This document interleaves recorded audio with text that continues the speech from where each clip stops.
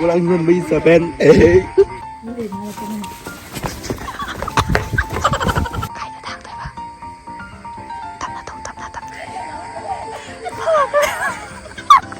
Quả sao rồi? Chạy rồi chứ.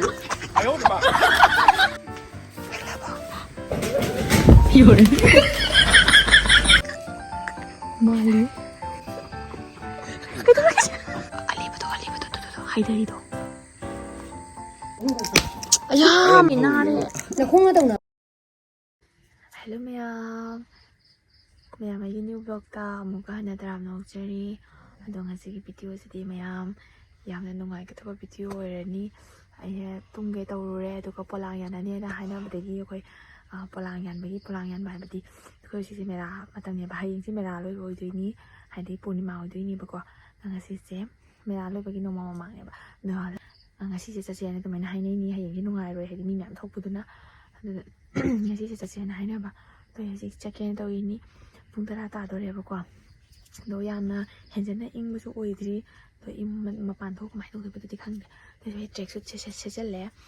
Atuka chalaga miyam kamay do ba do mera gi khoi gi kena to dine ba pod huran do ini aduga pod huran laga do gi di polang yan ba hanya ko miyam interesting oi ni yemina si makata na gi video se do hojik thong na bataw rage moi ju thole na hai do ai lo bala wa hai ni nung thang ni nei tom da chapri to ki je ba ko ta di miyam yi nga si ai saksi su ya tre yemina si je ngo hai di purnima ne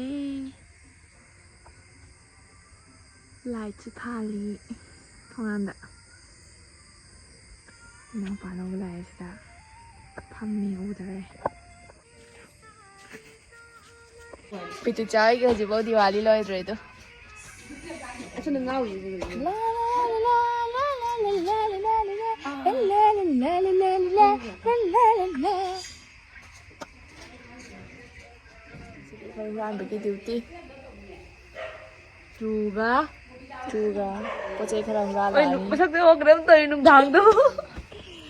pocay karang rala ni ay di yung net key ba na kayo nung hindi mayam mi ngay pa to war Saya. ay tumning ba na loy kamay to ni Tumaya din si Juan. thugay ni lahan dagi oy ka kunumi ka ni jure palangan be dia thanai je May hatang para ba? oy ma palangan thoksi tanabra la hayeng dia loy ba ni na ngasi thora ge hay thokla ba ni Matang si pulis oy dito na ito. ba cha re dung mai na hai ma ja handre Ay, natin mo sana. ya de Ay, natin mo sana niya. Kiri na sana. Dito si light. 꼭 떠가 좀 많이贴비도 맛이 카라 베라치 오브라 그냥 떠리 사실 컵비네, 컵대네. 다른 친구니 아니네 좀 보자 미 핫간이네 어두 자래도 라이 소리가 뭐뭐 에 저녁에 사이드게 빠이는 코도 아, 누가 라이리 심어야지 우리가 이제 그러게. 상대 보랑 야마다 후란 그래 치킨 장원 그래 안 나가지 오네. 아, 근데 오네. 다른 친구니 아, 찡다만이. 싫어 신이가 아, 찌는 거 오고 블레이드 그렇게 넘다 우리 누가 템과 부도이나 빠는 오 진짜래 뚜뚜뚜 따라 hindu 나 따라 꼴나 쟁이라. 아 ôi 사이니 tôi chưa ta là cái hiện tượng nó lấy để không bà lo mày à mày mà khơi gì hura mà chơi hai bên tí cái Wala yan ba sa to ni meragi ay Merang ranjali. janabi hay ka Ako rin chu chapchara kani. janabi kay kayo to ba ba ka to ka nam sum interesting oi ba video ni na interesting oi ba video अच्छा Mo na biam sa kare. oh ni am cha khare to ima khare cha khare as ina khan ba niya mau hanu bi che ngasi chat oi dry na slow hoi hai ni Kasi mayam just miyam hojik minasti makata ni minasti. lai che u ba wat ka da di khang ti akhoi amam ba da tawdoi ni na thabak se ko ai puran ba si da bu amam ba da khara tawni da na Ako mi khali ko mayam lamang kani hak le ra. jeng mi na si kui ma yung lam tam ni mo ja bu ba ka lai ni Hoy mo he phom ka khala mo ta na do. ai ha kui ki tim thang ba re nge kai no पहले जमाना का Thang về kìa. Ibu mangon dum na bi ibu jong tadi. Thon ta ka bu ro. Mui ka purai ni. lang man ge de pulang yan ba ka man re ibu chau thang yin ge walang nun bisa pen thang yin ge ni cái em thâu dưới trên cái thang đâu คุรานไปกี่ทางเลยทางไปลำต้องปวดฉันต้องโดนอ่ะ mẹ em thấy nó phân dẫn tao kia xí lậu ทางก้มตัวป่วยทางตัวไปวันนี้ตัวพอตุ่มตั้งน้ำ mẹ em thằng ăn nó ngoài trong nông mà nó muốn chơi chứ gì đấy คุรานไปเยอะไหลบุษกัน เตะก็ตัวไว้นี่ คอยเจ้าจีคุรานไปจะตะกี้ตัวขังไตมิ่งเสียกิตั้งอะไรเลยนะคอยเจ้าจีเรียบปากกันเลยดิทางงวยน้ำมันร้อนแล้วมาโค้งอีบ้า ไอ้ชุดข้าวของตัวนั้นกันเลย แต่ยุ่งตัวชิบัว ไอ้ชุดเนี่ยมันต้องกินแต่เราทุ่งเนี่ย ไม่คงก้องมาเจอนี่ก็ ไอ้ ใช่ เนี่ยจีเราทุ่งเดี๋ยวล้างมันจะเจียนมัน กี่โมงมันเฮ็ดเวลามั้ง ปานดี เอามันก็ไปเลยที่มาเดินอ่ะ พี่จุนุ่นเนี่ย พี่ดูพี่ดูนี่รู้กันเดี๋ยวมันก็มันมาแต่สุดเลยเนี่ยไอ้หลังเขาล้างห้องล้างห้อง กล้าดูเนี่ยใช่เนี่ยดูชวนเราไปใกล้จะไปนะฉันจะไปใกล้จะไปเลย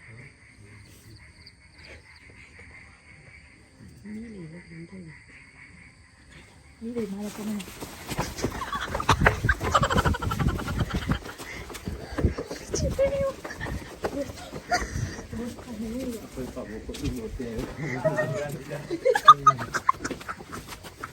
อุ้ยเอามาจูอุ้ย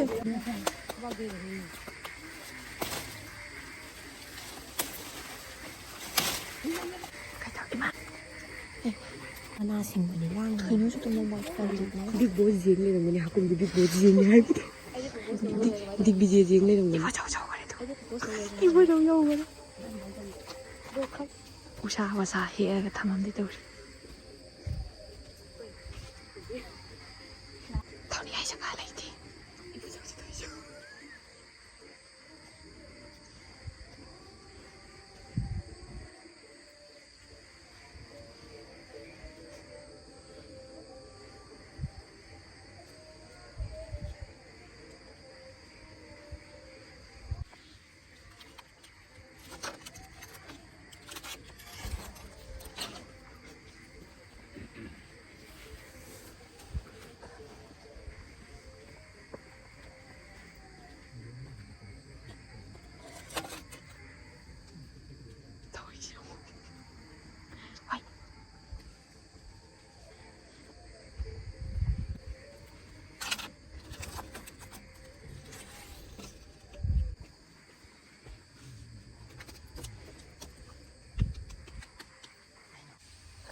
ใครจะทางได้ปะทำหน้าต้องทำหน้า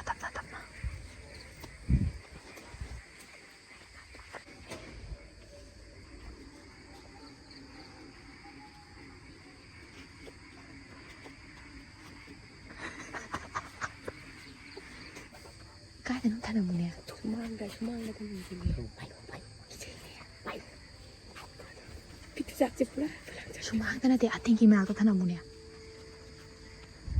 กูชี้ทีนะบ้า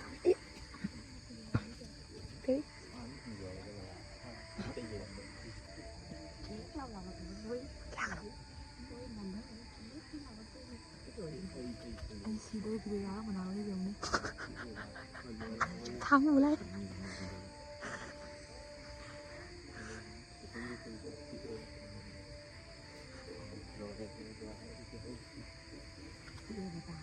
ก็โอ้ยหน้าตาเลยนะโอ้ยดูไม่หน้าตรง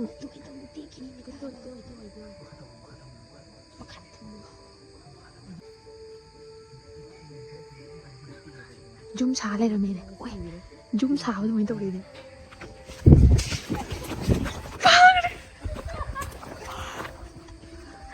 พาเรามาเลยพาอะไรมาทุกนี่ขวาช้าโว้ย chạy người chứ ขวาช้าโว้ย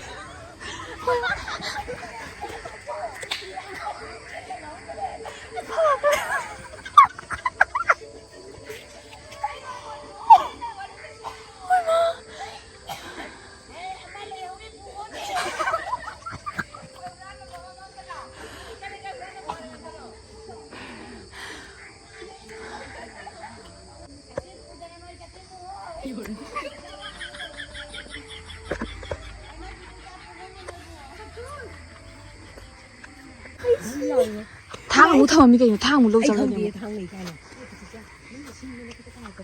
Thoáng đồ đấy là ấy thì bị chả phá mà này video lâu chẳng gì nhỉ bị chả phá lắm đẹp à phá lắm được cái này trên thôi đi từ bắt Mấy ta này nè rồi. hoặc cẩn cái nói thành như vậy Cũng tôi ngang được cái đấy ta đấy. Cái bữa sáng đâu đây cơ mà. Nói ta là có tôi tưởng cái sáng phong mình nuôi. Hình là bắt con thải. Hình được nhiều đẹp được. hình nó bên này rồi chơi nhiều mai được nè răng phá thuốc đấy Hình hơi thì nhiều khảo thiên là chặt cái này gì. Ông tôi rồi con này là nó có kiểu cái này gì bên đi bên đi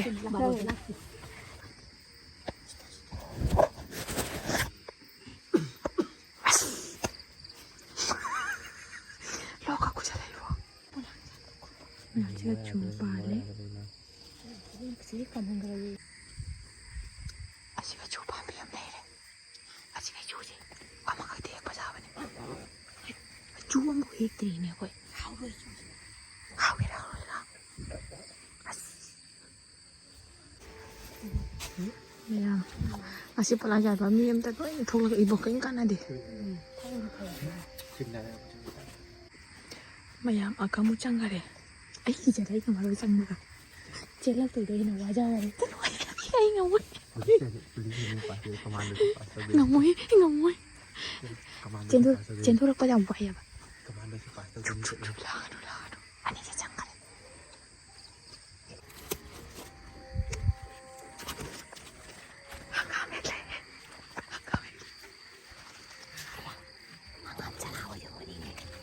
cái tha vào đi nha.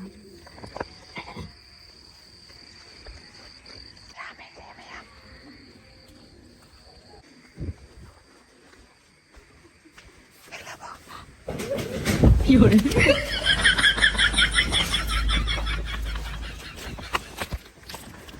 이게 다음에 안 맞지? 찔렀다. 시범 나더라고. Cái đồ này cái này gì à? Cái này gì 아, cái nón tàu xì đuôi cái tay của tôi bạn. Chị. chào ta luôn. Một cái iban đi. Chào mùi. Lại cái tên này. Lại cái tôi này xin lỗi. Tôi chào rồi thì lại cái tên này. 또 아니 맨 농다고 작하게 막 chung 하면 rồi nè. 가면 해 프라이브 시렁은 Mình ta tăng rồi chứ. 아니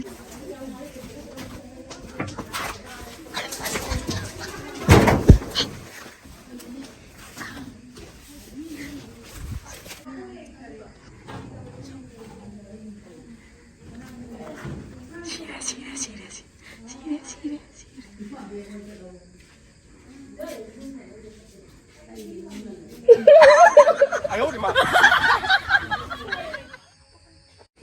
Mày chú ăn cái đấy thôi.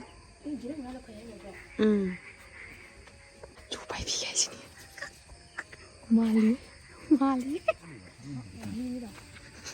짱가래 시래 바보 도인가 시디 바보 도이 짱이 해 안되겠지 자리 짱다면 니와 기운이 봐 ta không nuôi dưới với chân ta còn mùi cái ta không nuôi ta còn nuôi được cái gì cái sao bị rồi ta không nuôi khơi hơn trên thông qua trang cái tôi nâng dưới với chân này tôi quay được chân rồi cô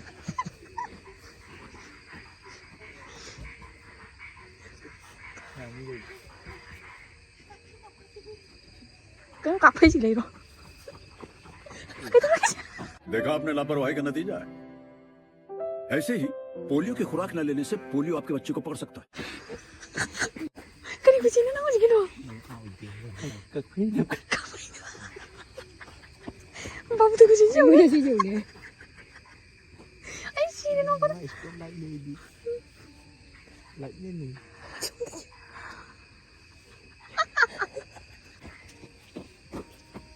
cái mưa là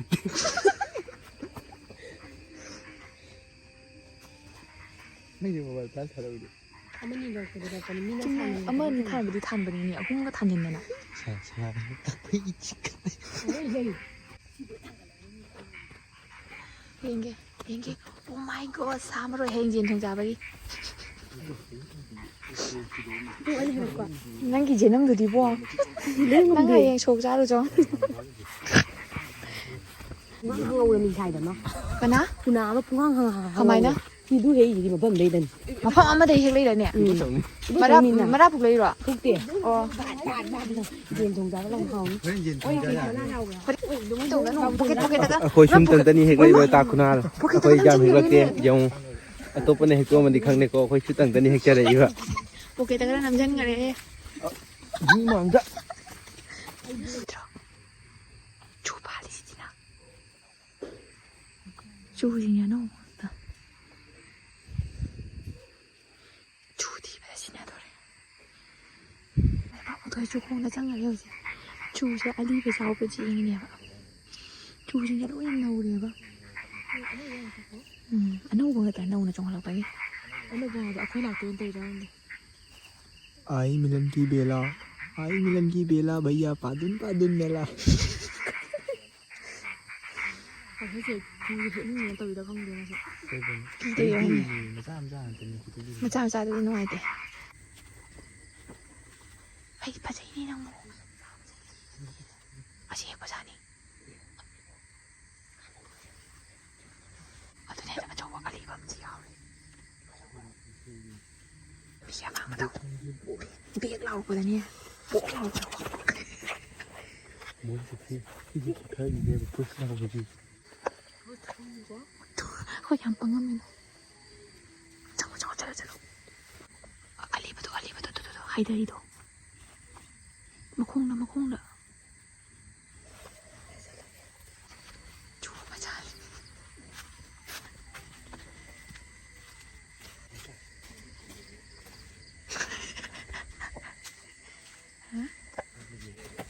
เราจะอุ้ยกี่ไพ่บุญที่เหตุมาการไปทุเรศเลยดูได้ไพ่บุญที่เหรอเจ๊มันก็รับประทานชีดูเลยเจ๊เลยนี่อุ้งร้านมาไว้ไม่ได้หรอ Thế mình đã là cái đồng tiền nữa. cái đông chị chế bằng con nào đi mẹ mà quay gì hả lẽ nộp vào để sushi ấy bị nung ngày mà tăng được bao nhiêu không thế mà bây giờ bạn thèn cái này là chỉ làm thôi trên thôi được chú chế phẳng đã bao nhiêu quả chú chế hay là phẳng thì ta này mà khát tăng ra mà anh này bao quả tôi chỉ dùng rồi đấy chỉ quay hồi thì chăm này rồi ní tôi dùng ta khởi mà tiếng vừa ní Quay em chu hết cái đó. ไม่หลักว่าไงนี่จามินอะไรก็ดูกันที่จุ่มตาหันน้ำตาวันนี้พงบาร์ตาเสลอะ Akwai kai hay là cái gì không? ใช่แม่เอาคุยปวดตัวจริงๆเหรอแกจูมาดีมวยนั่นลำบีดลากหลังจ้าค่ะเด้เสียมาขังที่กัดละแกแม่รากินี่ไก่เนาะไอ้ไก่ปามดีกว่าว่าพอดีกว่าปามไหมไอ้ไก่ดีเลยดิเอาว่าพอดีกว่าจะกระดังนาปูนะด้วยเนาะไอ้กระปูดิ Adu ta ni ba shi pam ra hong ne san jenam. Nang do. Thana mo law. ก็ไก่จ้าด้วยไปดูดิ Chu pro. Pa le lo le pro. กัดเลยเลยปูว่ายิงงจ้างเงี้ย Khora mama ba. ใช่ไหม No era un ko. อ้ยาไม่น่าเลย Na khong na tong na bra. Na khru da ni. Na khong na de lo re. ค่อยจู Chi pro. เฮาบรอ Ha chi ga ju ta ngai ngai do ke. Che tha ju ke. จูร้านบ่เฮาบรอ Hang ka. เต้ร้านเลยมาจูเฮาดิไปเอาร้าน Na sang pro. Hang pro. Naya na ko. Naya na ba. Ji Hanuman Khai ge pro. ทำไมกูจะ cho mẹ ngồi xí kia mẹ đã bỏ lăng dần bắt lôi giờ đấy chú ra đây đi chú chụp bằng đầu anh ra hậu bra chú chụp bằng đây hậu đấy từ sáng lăng mình bữa nay mà cuộc sống rồi kia nói là chú ra lên là thi thì nó ngang đi vào đồ khơi cái đi đồ sáng cuộc sống rồi kia mi thuê mi hơn bôi giờ rồi kia chú nị chăm giờ mi cái nào với chú nó không phải chú chăm mi chứ hắn bảo anh là bùrọ̀ với chú thì chăm mi chứ sau cái gì đó chăm bảo ali khara tu bảo em trai thì mà em tu là lâu rồi udra mà cũng mà chú mà em ơi bisa là gak chú bị mà mới khá sôi chiong tu Hayang ni manam na maro no nam thong man na. awak gì không ยังไม่ดูสิจำมันน ai cha ngầm để tu Mo hun nam nam mi mi au bi. chơi chứ nào cha bằng ngầm đây bye bye mèo một lần dần tới video giờ sai tới sân chơi bye bye Ko to di bo mai tong. ngoài đi like subscribe to Bramo có video nữa please bye bye mà cái video vlog tao một phần này là say lôi đi กูรักประเดี๋ยวก็จะสักทีนะปุ๊เลยแล้วก็กรีดวะ Yo Ike da nam na. Ka ta nan ne.